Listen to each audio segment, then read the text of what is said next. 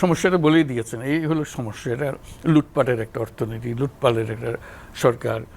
তার মাত্র লক্ষ্য ছিল নিজের টাকা পয়সা করার আগ্রহ। তো কাজে এটা শৃঙ্খলাবদ্ধ অর্থনীতি, নিয়ম শৃঙ্খলা মেনে চলা, এগুলো হয় নাই। ৬০,০০০ কোটি টাকা শুধু ছাপানো হয়েছে তাদের সুবিধার জন্য, কিন্তু মানুষের যে মুদ্রাস্ফীতি হবে এটার দিকে তাদের কোনো মনোযোগ ছিল না। ব্যাংকিং সিস্টেম একটা পুরাটাকে ধ্বংস করে দিয়েছে। যাতে হলে দেশকে সামনে নিয়ে যেতে হলে শুধু বাঁচানো নয়, সামনে নিয়ে যেতে হবে। কারণ আকাঙ্ক্ষা হলে সামনে যাওয়ার, আকাঙ্ক্ষা হলে যে আমরা সূর্যকে ছুঁতে চাই, এরকম একটা আকাঙ্ক্ষা। কাজে সেই আকাঙ্ক্ষা পূরণের জন্য ওই ভিত্তিটা করতে হবে। ওই ভিত্তির জন্যই আমরা এখন চেষ্টা করছি। সেই পরিশোধের টাকা কোথার থেকে আসবে, কিভাবে আসবে, এই চিন্তা আমাদের বড় চিন্তা।